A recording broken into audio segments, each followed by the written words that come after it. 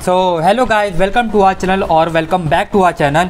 तो ये video series में हम लोग फार्मास्यूटिकल ऑर्गेनिक केमिस्ट्री पढ़ रहे थे। हम लोगों ने उसके हेलोजिनेशन कवर कर लिया है। आज हम लोग इस वीडियो में कवर करेंगे एलिमिनेशन रिएक्शन। ये काफ़ी बार पूछी जाती है और इसकी दो रिएक्शंस है E1 और E2। इन दोनों के बीच में डिफरेंस पूछा जाता है। काफ़ी मतलब कि आप प्रीवियस क्वेश्चन उठाएंगे तो काफ़ी आपके क्वेश्चन ऐसे मिल जाएंगे। Explain the mechanism of E1 reaction, explain the mechanism of E2 reaction, difference between E1 and E2 reaction. तो ये टॉपिक जो है ये बहुत ही इंपॉर्टेंट है, तो उसको आप ध्यान से देखिएगा और अगर कोई डाउट हो तो आप कमेंट सेक्शन में पूछिएगा। तो सबसे पहले शुरुआत करने से पहले हम लोग को जान लेना चाहिए कि कंपाउंड्स जो होते हैं वो एक होता है एल्केन्स, एक होता है एल्कीन्स। तो दोस्तों आपको पता होगा जो एल्केन्स होते हैं मतलब कि ये इनमें सिंगल बॉन्ड होता है, जो एल्कीन्स होते हैं ये इसमें डबल बॉन्ड होता है, और एक होता है एल्काइन, उसमें हमारे 3 बॉन्ड प्रेजेंट होते हैं। तो अभी हम लोगों को इस वीडियो में किस चीज़ की बात करनी है, हमें इस वीडियो में ये डबल बॉन्ड के बारे में बात करनी, मीन्स हम लोगों को एल्कीन्स के बारे में बात करनी है। तो अब आप इसका हाइब्रिडाइजेशन सुन लीजिए। एल्केन्स का जो हाइब्रिडाइजेशन होता है वो sp3 होता है, लेकिन जो एल्कीन्स का हाइब्रिडाइजेशन है वो sp2 होता है। ठीक है, अब इस sp2 हाइब्रिडाइजेशन की कुछ स्पेशल क्वालिटीज़ हैं। क्वालिटीज़ ये हैं कि ये पूरा प्लेनर है, मीन्स ये एक प्लेन में इसका आपको 3D स्ट्रक्चर बनाने की ज़रूरत नहीं है। ये प्लेनर है और ये आराम से आप एक पेपर में रिप्रेजेंट कर सकते हैं बॉन्ड लाइन से।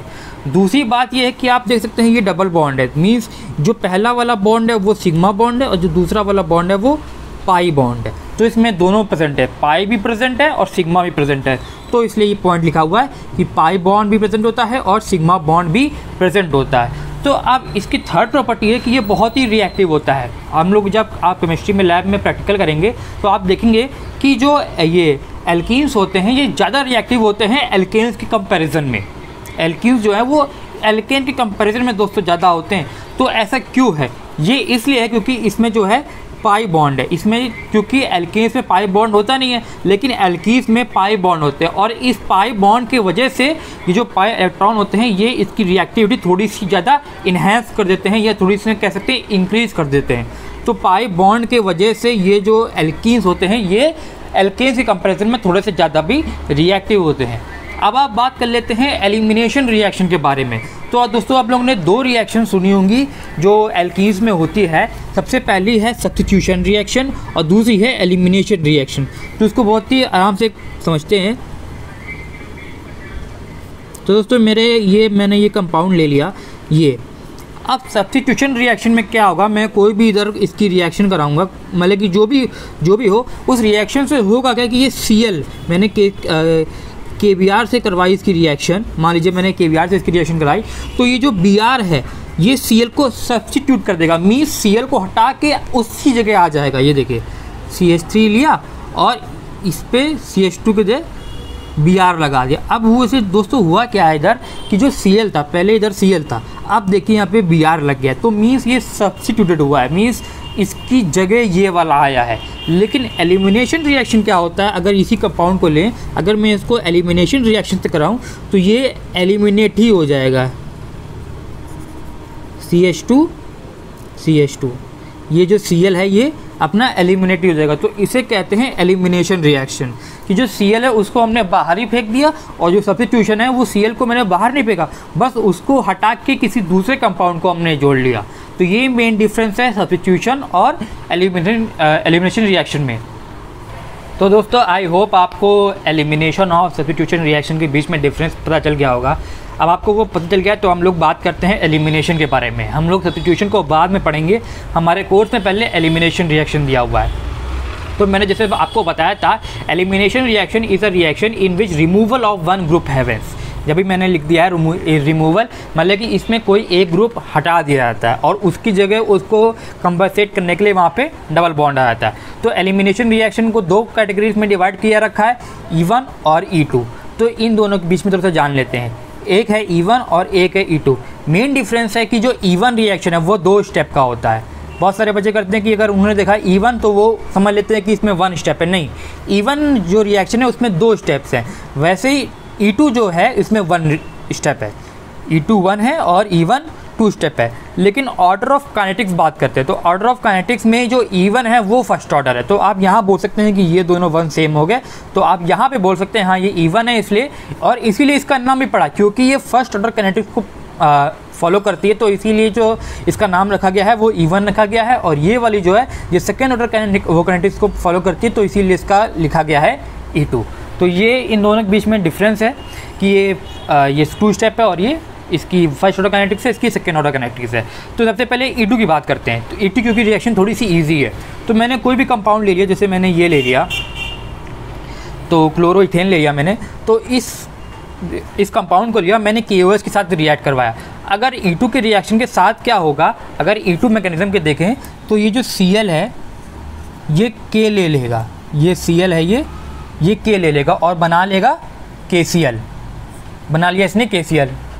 तो सॉरी गाइस, थोड़ा सा काम आ गया था और मेरे फ़ोन की बैटरी भी कम हो गई थी, तो इसलिए मुझे वीडियो थोड़ा सा पॉज करना पड़ा। I hope you don't mind.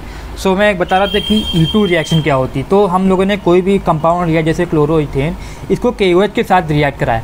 अब E2 मैकेनिज्म के हिसाब से क्या होगा, जो ये Cl है ये इसका K ले लेगा और बना लेगा KCl, ये देखिए KCl बना लेगा। और ये OH अभी आपका रह गया है। अब ये OH को चाहिए H, तो ये कहाँ से लेगा, ये CH3 है, इसके पास 3 H है, तो इससे एक H ये ले लेगा और OH के साथ बना लेगा ये H2O, H प्लस OH बना लेते हैं H2O। तो यही लिखा है कि H प्लस OH ये दोनों H2O बना लेंगे। अब बात करें कि इससे Cl भी हट गया है, इससे H भी हट गया। अब थोड़ा कंपाउंड बना के देखते हैं क्या होगा। तो एक H मैंने हटा दिया है, तो ये H2 होगा, और ऐसे कर लेते हैं, H2 होगा, 2 H होंगे, और ये बॉन्ड था और इसमें भी 2 H थे, जिसका सम जो इसमें भी 2 H देखिए, यहाँ पे 2 H थे, Cl तो निकल गया और यहाँ से एक H निकला था। तो अब ये बात हुई कि हमारा कंपाउंड बना ऐसा। लेकिन अगर आप ध्यान से देखें तो कार्बन के वैलेंसीज यहाँ पे फुलफिल्ड नहीं है। यहाँ पे कार्बन के 3 वैलेंसीज है, यहाँ पे भी 3 वैलेंसीज है, और कार्बन की वैलेंसी कितनी होनी चाहिए, 4 होनी चाहिए। तो इस चीज़ को काउंटरैक्ट करने के लिए ये कंपाउंड आपस में अपने कार्बन में डबल बॉन्ड बना लेता है और ये आपका बन गया ये कंपाउंड। अब इस कार्बन की सारी वैलेंसीज भी कंप्लीट है और ये बन गया। पहले तो ये था एल्केन, यहाँ पे देखिए सिंगल बॉन्ड था, कहीं डबल बॉन्ड नहीं था। लेकिन अब क्योंकि मैंने इसको KOH रिएक्शन से करवाया है तो ये अब बन गया है एल्कीन बन गया है। तो मैं लिख देता हूँ, from alkane it is converted into alkene. ये है E1 रिएक्शन, E2 रिएक्शन का सबसे पहला वाला, कि जो ये E2 रिएक्शन होती है इसमें एल्केन जो है एल्कीन्स में कन्वर्ट हो जाते हैं, और ये जो आपका जो भी ग्रुप है क्लोरो ब्रोमो आयोडो वो को उसको एलिमिनेट कर देता है और यहाँ पे बीच में डबल बॉन्ड आ जाता है। अब देखिए दोस्तों, मैंने E2 रिएक्शन में खाली एक ही स्टेप लिखी क्योंकि ये E2 रिएक्शन जो है वो 1 स्टेप ही है, इसमें कोई दूसरा स्टेप नहीं होता है। लेकिन E1 रिएक्शन है वो उसमें 2 स्टेप होते हैं, वो आप देखें ध्यान से। तो E2 की पहले बात हो गई, अब बात करते हैं E1 की, कि E1 क्या रिएक्शन कैसे होती है। तो ये आप देख सकते हैं दोस्तों कि यहाँ पे मैंने एक कंपाउंड लिया है ये वाला। तो अगर मैं इसकी E2 रिएक्शन कराऊँ कैटलिस्ट के प्रेजेंट में, दोस्तों अभी कैटलिस्ट पे आप कंफ्यूज मत होइएगा, इसकी मैकेनिज़्म मैं नेक्स्ट वीडियो में बताऊंगा। तो सिर्फ आप समझ लीजिए कि इसमें मैंने कैटलिस्ट डाला है और ये कैटलिस्ट क्या करता है, आयनाइजेशन करता है। तो मैं लिख देता हूँ कि आयनाइजेशन, तो आयनाइजेशन होता है इसका।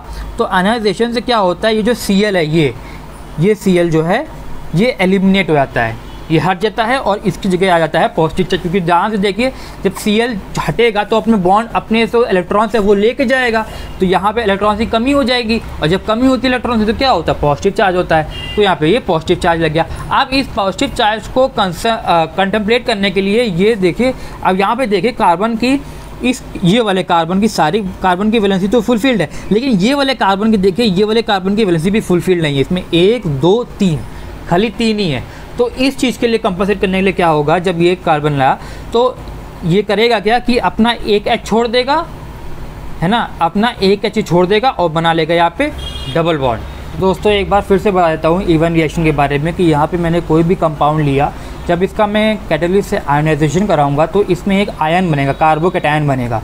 ये पॉजिटिव प्लस है। आप देखिए E2 में कोई कार्बोकैटायन नहीं बनना था, ये हट रहा था और ये तुरंत हट गया था। लेकिन E1 में क्या है, कार्बोकैटायन का फॉर्मेशन होता है। तो कार्बोकैटायन ये आपका बना पॉजिटिव चार्ज, अब ये कार्बोकैटायन ये तो हो गया आपका पहला स्टेप की फॉर्मेशन ऑफ कार्बोकैटायन। मीन्स इसमें जो है आपका हुआ क्या है, यहाँ पे इसका आयनाइजेशन हुआ है और साथ ही साथ इसके फॉर्मेशन ऑफ कार्बोकैटायन भी हुआ है। तो ये आपका फॉर्मेशन ऑफ कार्बोकैटायन ये वाला प्रोडक्ट बन गया। अब यही प्रोडक्ट यहाँ पे लिखा है, यही प्रोडक्ट अब क्या जाएगा, एलिमिनेशन रिएक्शन में जाएगा, जिससे इसमें से कोई भी एक H निकल जाएगा।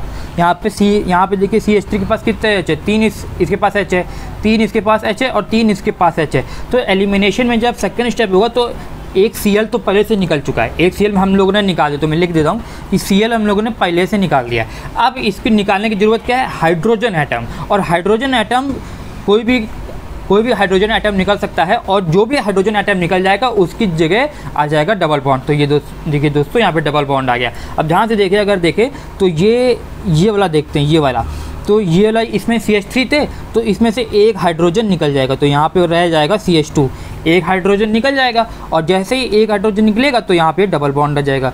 यही स्ट्रक्चर मैंने बनाया हुआ है इधर, यही देखिए यही स्ट्रक्चर बनाया हुआ है, यही है E1 रिएक्शन।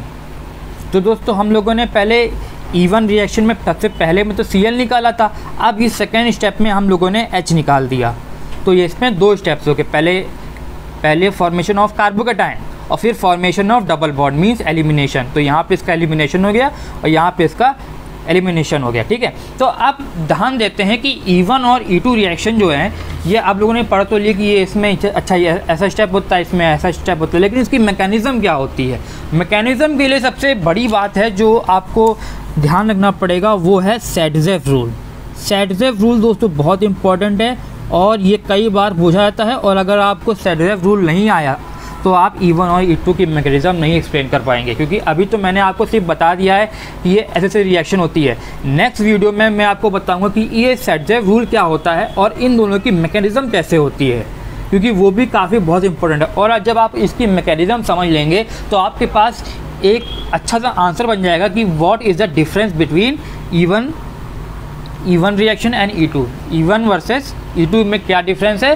तो मैंने बता दिया कि ये 2 स्टेप पे और ये फर्स्ट ऑर्डर काइनेटिक्स को पार करता है और ये 1 स्टेप और सेकंड ऑर्डर काइनेटिक्स को फॉलो करता है। लेकिन मैकेनिज्म जानने के बाद आप इसके और भी इसके बीच में डिफरेंस कर सकते हैं और आपके कॉन्सेप्ट और भी अच्छे हो जाएंगे। तो प्लीज़ अगर आपको ये वीडियो अच्छी मिलने लगी हो तो प्लीज़ हमारी नेक्स्ट वीडियो भी देखिएगा। Thank you.